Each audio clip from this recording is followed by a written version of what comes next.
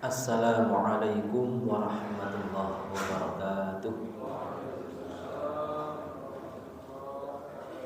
Alhamdulillah, alhamdulillahi wa kafa, wassalatu wassalamu ala nabiyil mustafa wa ala alihi wa sahbihi ahli safa wal wafa, amma ba'du.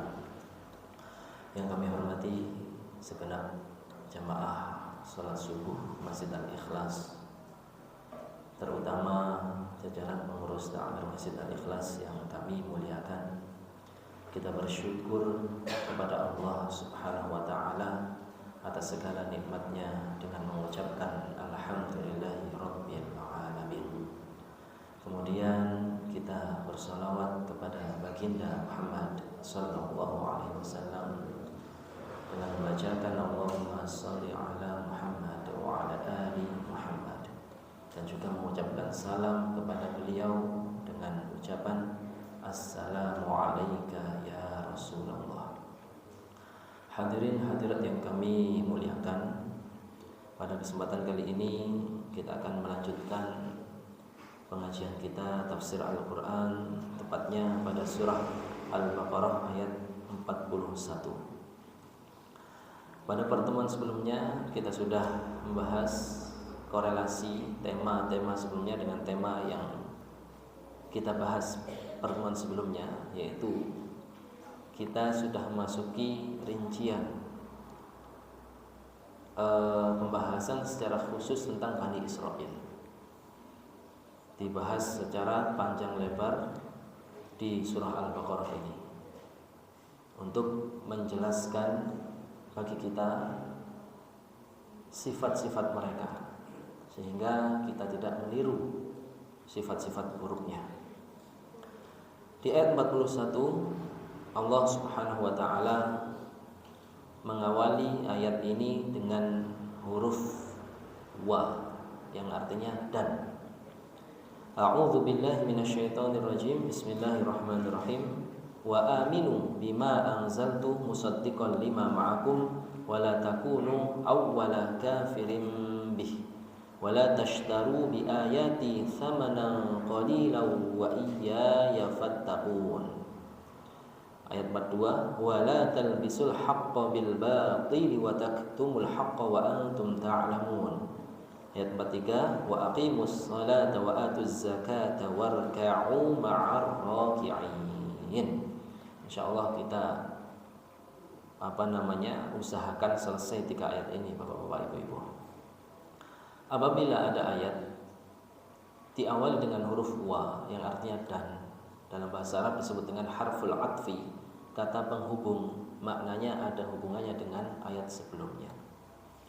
Ayat sebelumnya dipanggil ya Bani Israil, wahai Bani Israil. Sudah kita bahas waktu itu Israil apa artinya. Di ayat 40 disuruh mereka oleh Allah akan mengingat nikmat-nikmat Allah kepada mereka.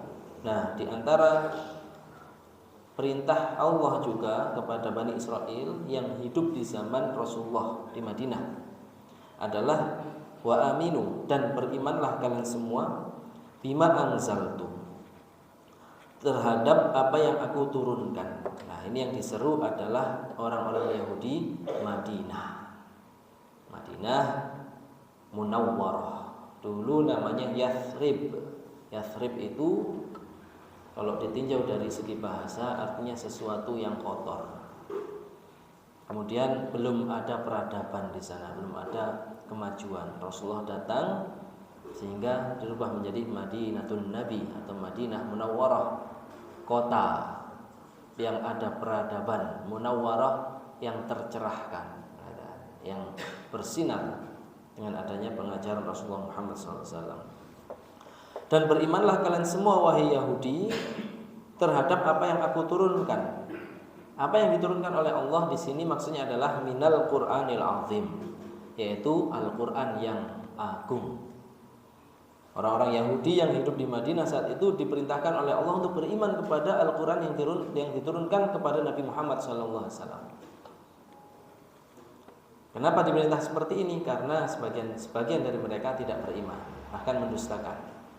Mendustakan Al-Quran berarti mendustakan Nabi Muhammad SAW. Mendustakan kenabian Muhammad SAW berarti mendustakan Al-Quran.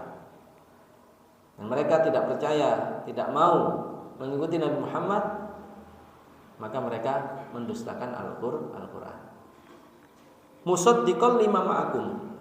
Ini merupakan keterangan terhadap Al-Quran atau sifat bagi kitab Al-Quran, yaitu musaddiqo. Musaddiqo yaitu yang membenarkan, yang menguatkan, yang mengklarifikasi, yang memvalidkan. Apa? Lima ma'akum, yaitu apa yang ada pada kalian, minat Taurah, yaitu kitab Taurat.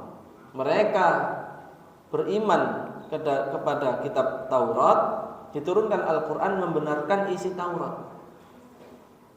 Dalam hal apa?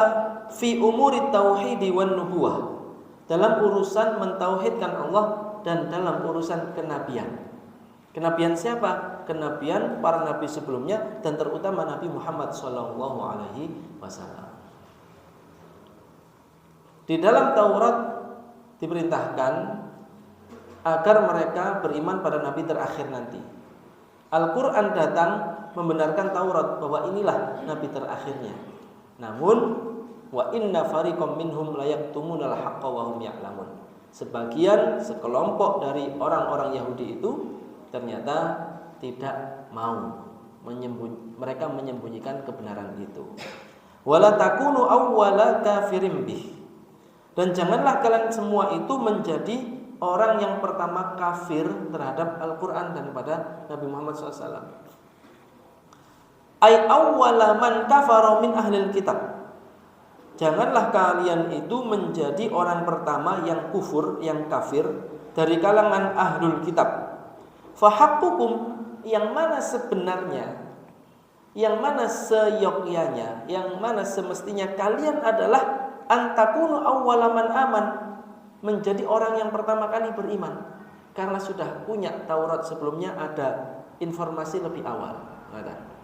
Mereka sudah tahu informasi lebih awal dibandingkan orang-orang yang sebelumnya tidak tahu menahu. Contoh orang-orang kafir Quraisy. Mereka bukan ahlul kitab. Mereka bukan orang-orang yang tahu Taurat dan Injil. Bukan ahlul kitab. Mereka orang musyrik. Artinya seharusnya orang Yahudi itu yang sudah belajar Taurat sebelumnya dan di dalam Taurat itu ada keterangan tentang Nabi Muhammad SAW, mereka lah orang yang pertama kali beriman. Karena sudah ada informasi yang mendahului mereka, yang sampai kepada mereka lebih dahulu. Ternyata mereka awwala kafirin bih, justru orang yang kafir pertama-tama. Wala tashtaru bi ayati tsamanan qalilah.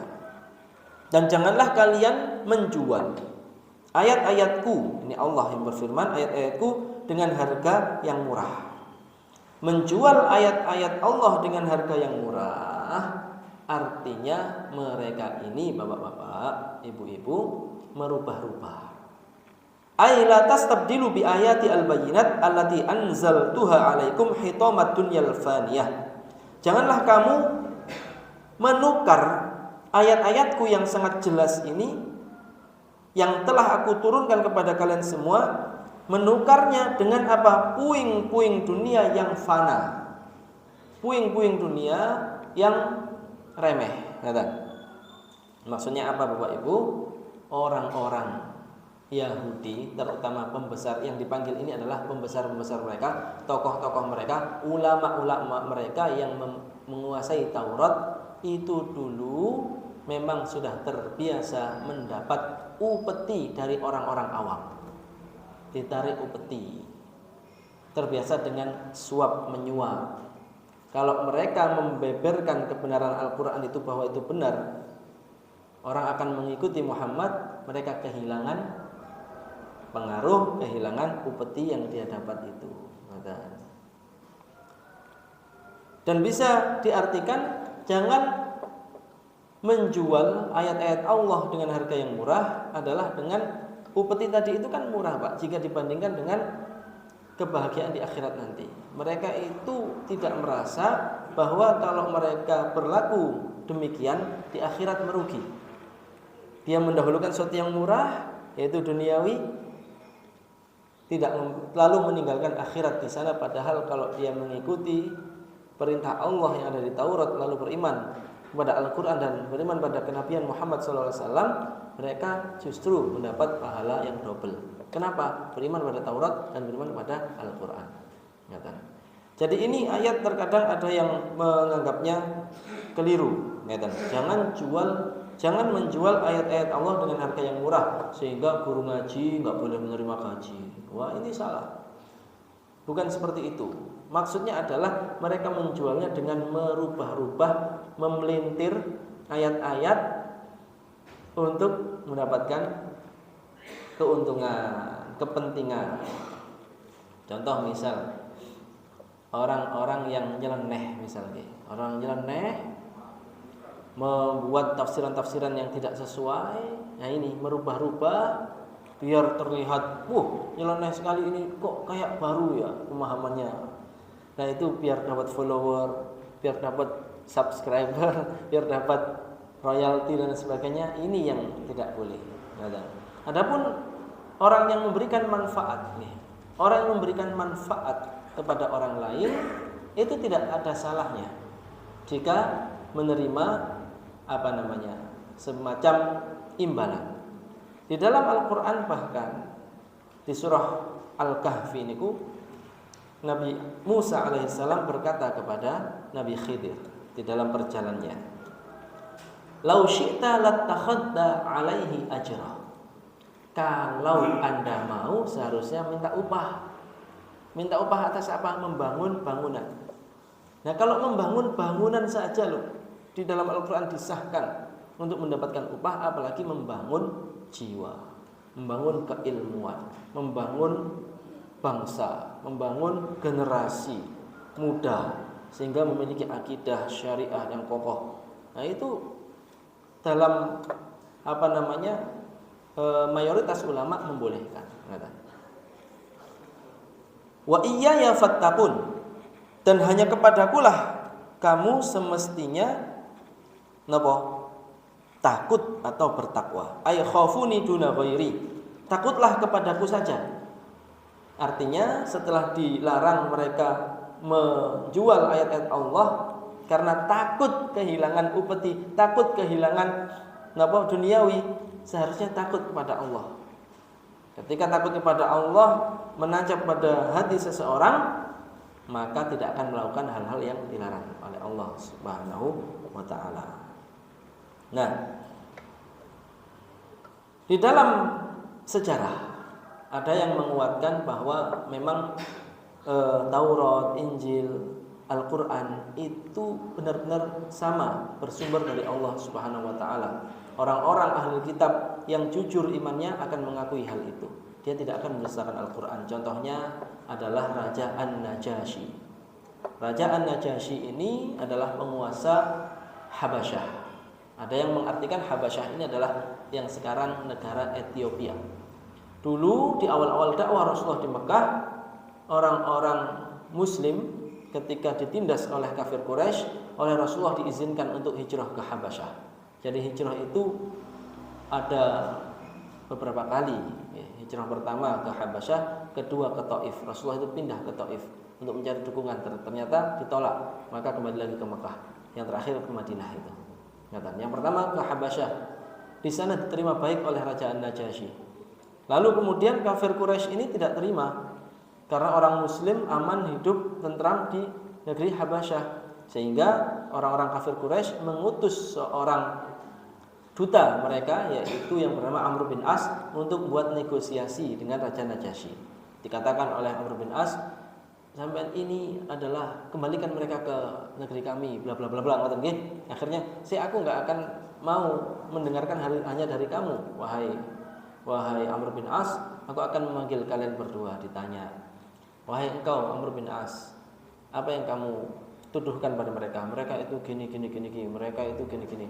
Orang Islam, orang Muslim, coba engkau sampaikan tentang nabimu itu menyeru apa? Demikian.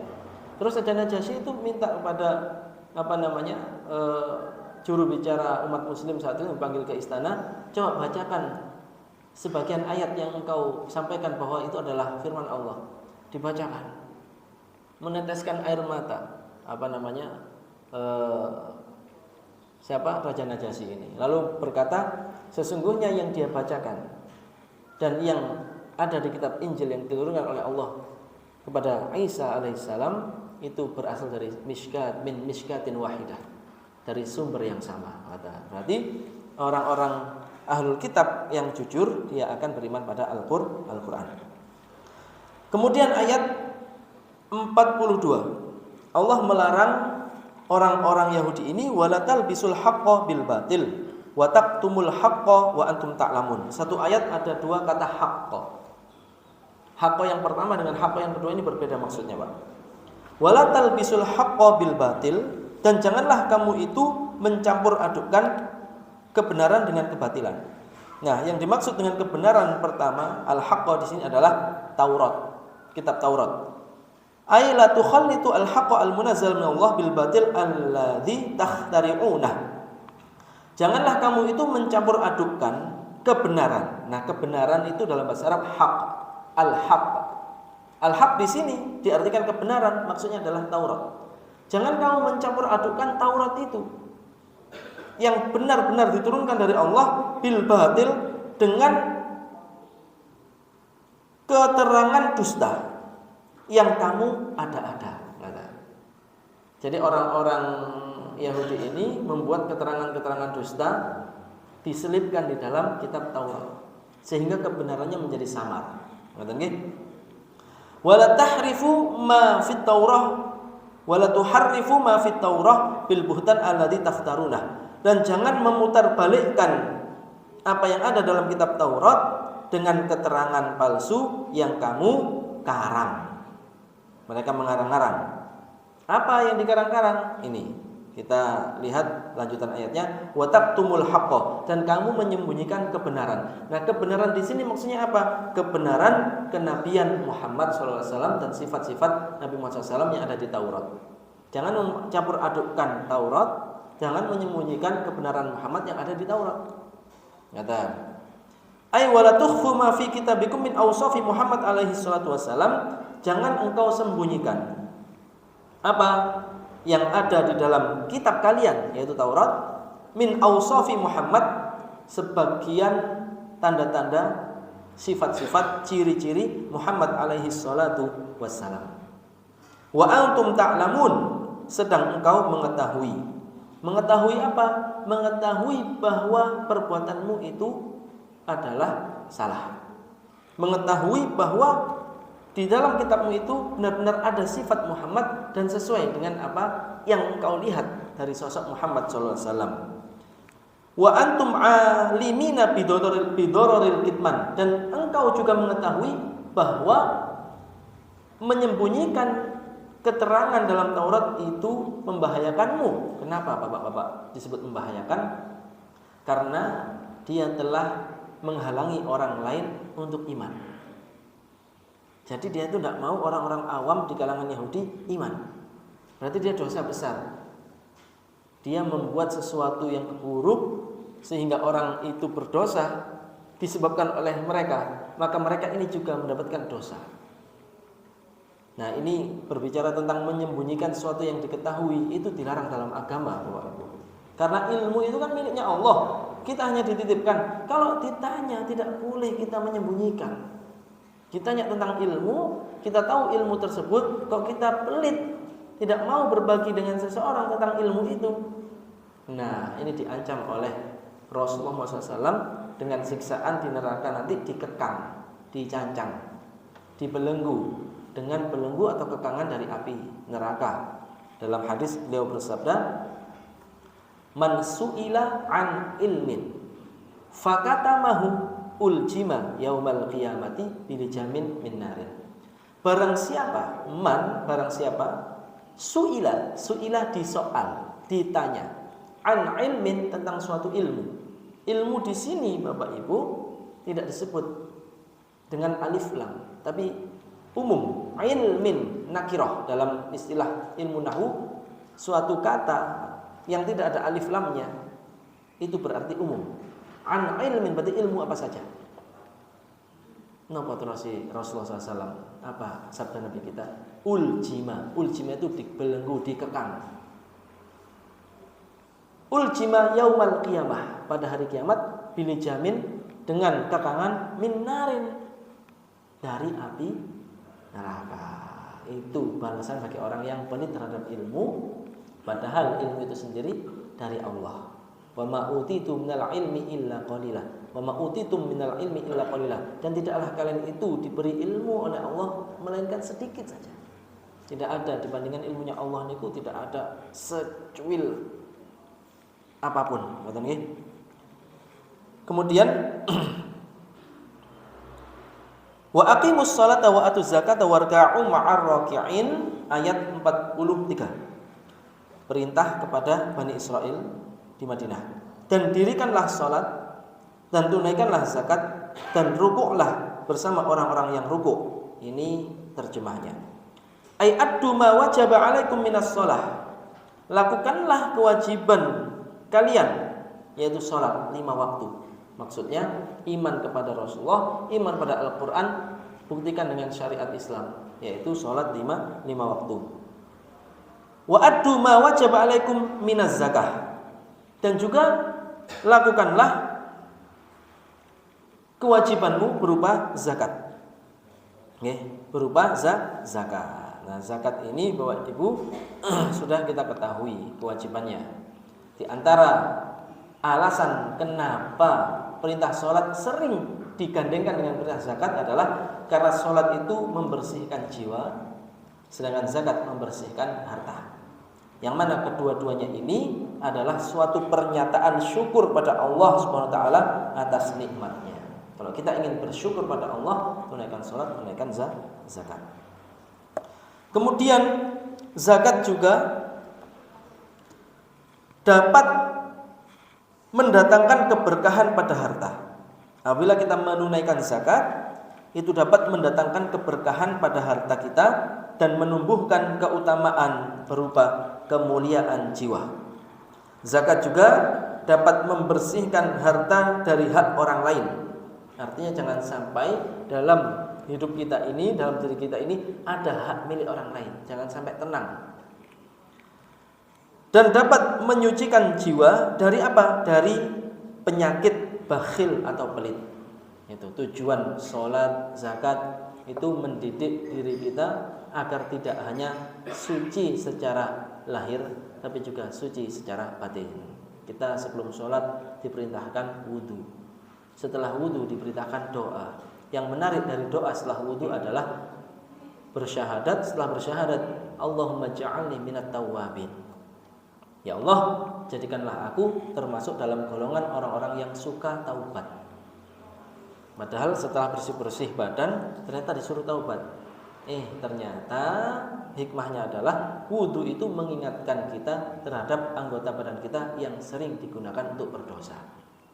Wajah kita ada mata, ada mulut.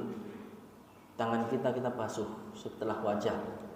Sudah lebih banyak mana amal soleh atau amal tidak soleh dari tangan kita? Telinga, kepala, kaki. Kemudian baru waj'alni minal mutatahhirin, dan jadikanlah aku ya Allah termasuk ke dalam golongan hamba-hambamu yang suka bersuci, suka wudu, suka mandi, sergap bersih-bersih diri. Inilah kenapa dalam Al-Quran Allah berfirman, innallaha yuhibbut tawwabin wa yuhibbul mutatahhirin. Allah mencintai seseorang yang bertaubat dan suka hamba-hambanya yang bersuci. Nah, dalam kitab fikih disebutkan dari ayat ini, kesimpulannya adalah at-taharatu naw'ani. Namanya bersuci itu ada 2 macam. Taharatul batin, mensucikan batin yaitu jiwa kita dengan taubat, dengan berakhlak mulia dan lain sebagainya. Wa taharatul zahir, dan bertoharah atau bersuci secara lahir.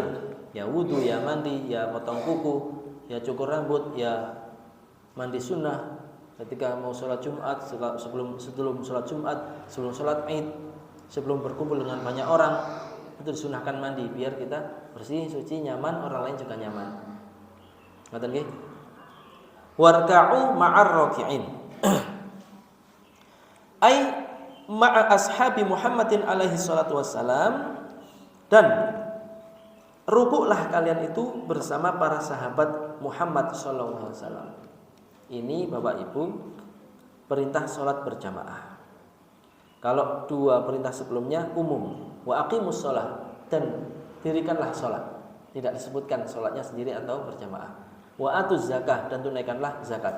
Warka'u ma'ar raki'in, dan rukuklah bersama dengan orang-orang yang rukuk. Berarti bersama, berarti berjamaah. Tentu kita sudah maklum, sudah mengetahui keutamaan salat berjamaah. Dalam hadis disebutkan salatul jama'ati afdalu min salatil fardhi bi 27 darajatan. Salat berjamaah jika dibandingkan dengan salat sendiri tentu lebih afdal. Berapa keafdalannya? Bisa ba'in wa isyrin. Sab'in itu 7, isyrin itu 20. Berarti 27 darajatan, derajat. Lebih tinggi derajatnya dibandingkan sholat sendirian. Kemudian kenapa yang disebut adalah ruku'? Kok bukan wasjudu dan sujudlah? Nah, ini ada beberapa penafsiran. Karena ruku' adalah bagian dari sholat. Disebut satu bagian, maksudnya adalah semua, bukan hanya rukuk saja. Dan juga rukuk itu adalah hitungan rakaat. Kenapa kita kalau disebut subuh 2 rakaat? Karena rukuknya 2 kali. Zuhur 4 rakaat, rukuknya 4 kali. Dan juga rukuk itu, kenapa di sini disebut warka'u ma'ar raki'in? Adalah isyarat. Orang rukuk itu menandakan orang itu tunduk dan patuh. Orang-orang Bani Israel ini tidak tunduk, tidak patuh. Tidak tunduk, tidak patuh kepada ajaran Allah yang melengkapi ajaran yang telah diturunkan sebelumnya, yaitu Taurat. Maka diperintahkan mereka warka'u ma'ar raki'in, dan rukuklah bersama dengan orang-orang rukuk, artinya tunduklah sama dengan para sahabatnya Muhammad SAW. Dan saya Pak, ini kalau di dunia pesantren itu kadang teman-teman itu guyon, padahal ini nggak pantas. Biar jenengan nggak kaget, biar ini pernah mendengar. Itu plesetan-plesetan. Jadi ada teman-teman yang rokokan itu. Ketika kita tanya, kenapa sampean rokok? Perintah itu dalam Al-Qur'an di ayat warka'u ma'ar raki'in. Warka'u rokok. Ngawur pol ini. Ini bahaya. Ini guyonan, Pak. Nggih, guyonan di kalangan pesantren ngoten anak-anak itu. Ketika orang ngerokokan, terus biasa sih kita saling iling-iling no. Napa sih sampean? Ngono ku lho, disangoni wong tuwa ni. Karena ada biasanya itu yang di pondok-pondok itu yang diizinkan untuk merokok. Tapi harus punya SIM. Surat izin merokok. Lho nggih, enten, Pak. Dan itu harus dengan orang tua. Orang tua datang ke pengasuhan santri. Syaratnya anaknya itu sudah dewasa, santri yang sudah tingkat SMA, dan orang tuanya datang ke sana yang mengizinkan orang tuanya, yang mengajukan ke pengasuhan santri. Baru diterbitkan SIM itu, surat izin merokok. Lalu kemudian ketika teman-teman yang mungkin tidak merokok sharing-sharing, lapo sih sampean kok rokokan bareng gitu. Loh, enggak tahu kita sampean warka'u ma'ar raki'in. Ujung ayat 43 ini ngawur sampean. Enggak boleh tafsirkan ayatnya guyon. Gusti Allah lu ngerti aku guyon. Niku biasa lari santri ngoten. Dan ini tidak betul. Itu tafsirnya tidak betul. Ngawur pol. Itu warka'u ya ruku, sanes rokok ngoten nggih. Jadi jangan jadikan ayat ini sebagai dalil untuk bolehnya rokok berjamaah. Niki enggak boleh. Dan nggih. Bapak Ibu yang kula hormati, ini tadi 3 ayat yang kita pelajari.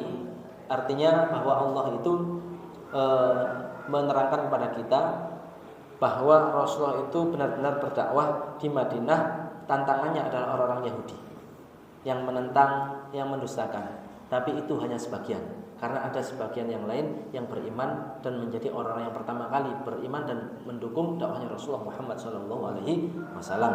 Semoga kita yang langsung dapat Al-Quran ini tidak sampai ragu apalagi mendustakan. Caranya bagaimana? Banyak mengkaji. Jadi Al-Qur'an itu Bapak belajar membaca lafadznya nih, biar makhrajnya, tajwidnya, tahsinnya itu betul nih. Kemudian tadabbur. Tadabbur itu adalah memahami maknanya. Baru tahfidz. Tahfidz itu menghafalkan ayatnya. Tahapannya seperti itu. Dan ini Ginun Sewu, ini syiar mawon nggih di tempat saya mengajar, Rumah Tahfidz Muhammadiyah. Yang putri di Sinoman, yang putra di Empunala, itu kami terapkan ke santri-santri bahwa mereka tidak boleh langsung hafal. Harus diajari baca dulu. Setelah sudah benar bacanya, baca terjemahnya. Tidak boleh menghafal langsung. Sudah paham ayat-ayat yang sudah dibaca tadi, sudah, baru silahkan dihafal. Dan itu kalau pengalaman saya pribadi, Bapak-bapak Ibu, sangat membantu proses hafalan. Kita belajar kosakata di situ. Apalagi sekarang ditambah semakin banyak perkembangan Al-Qur'an, ada terjemahan per kata. Itu harusnya dengan miliki. Belajar kosakata, oh tiba ingin yo, arti ingin. Dulu pernah ada orang nanya ke kula, Ustaz, kita kan sering doa, Allahumma, Allah, apa artinya Allahumma itu, Ustaz? Artinya Allahumma, wahai Allah, ya Allah. Oh gitu, iya. Walah. Hal seperti kan juga penting. Oh ternyata Allahumma ya Allah, Allahumma, itu penting. Jadi Al-Qur'an harus kita dekati, harus kita jadikan dia sahabat, sehingga nanti akhirat dia pun menjadi sahabat bagi kita. Syafi'an li ashabih. Dalam hadis disebutkan, bacalah Al-Qur'an karena dia nanti akan menjadi syafaat bagimu di dalam hari kiamat. Yaitu siapa mereka bagimu ini? Li ashabih, sahabat-sahabatnya. Siapa sahabat Al-Qur'an? Ya yang di dunia ini bersahabat dengan Al-Qur'an, termasuk panjenengan yang hadir pengajian seperti ini bersahabat dengan Al-Qur'an. Nih, mugi-mugi ini 1-2 ayat yang kita dalami tidak lama, tidak sampai 1 jam, itu nanti menjadi pembela kita di akhirat. Dari di alam kubur, di alam akhirat menjadi pembela. Allahumma amin. Itu saja yang dapat kita pelajari pada pagi hari ini. Kurang lebihnya mohon maaf. Wabillahi taufiq. Assalamualaikum warahmatullahi wabarakatuh.